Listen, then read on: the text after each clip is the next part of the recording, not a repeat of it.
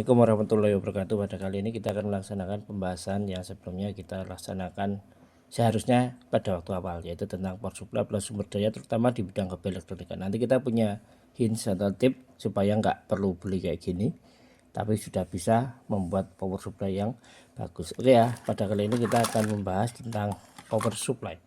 Power supply ini adalah suatu alat yang digunakan untuk sumber tegangan. Contohnya ini baterai, ini aki yang biasa kita temui di mana-mana. Tapi kalau nggak punya anggaran, nggak punya apa-apa, kita bisa menggunakan cara lain. Sebelumnya kita akan ukur dulu ini tegangannya berapa.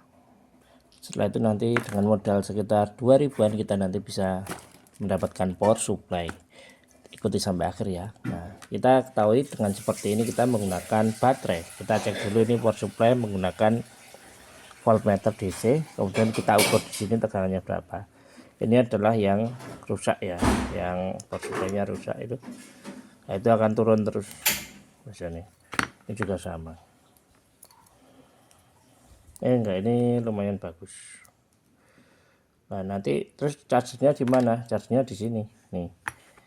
Nah, kita udah bisa dapat kabel untuk ngetes. Ini ada komponen buzzer, tegangannya bisa sekitar 12 sampai 5 volt. Ya tergantung buzzer kalian seperti apa ya. Ya, tapi ini seperti itu. Ini contohnya seperti ini. Buzzer bisa kita nyalakan di sini ya, yang panjang positif, ini negatif, sebagai penanda bahwa ini sudah ada sumber tegangan. Bunyi ya, karena ketutupan jadi bunyinya enggak begitu keras.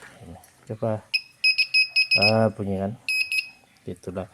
Dengan seperti ini maka kita di sini ada cara lain, yaitu bisa menggunakan aki. Ini biasa untuk para hobi elektronika yang menggunakan motor. Ini ada aki ya, 12 volt ini.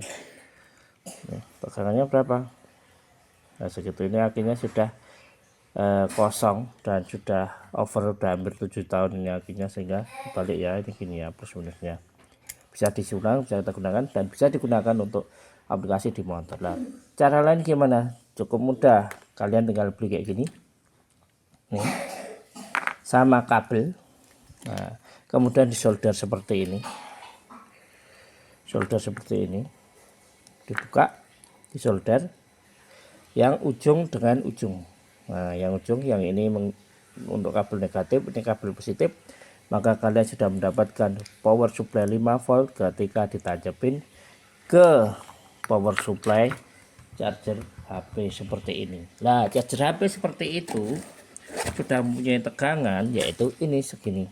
Tergantung charger kalian ya, yang sekarang itu wattnya bisa bermacam-macam. Kalau dilihat di situ, ini tegangannya adalah ini 5 volt ya, 5 volt ya, 5 volt dengan arus 2 ampere itu.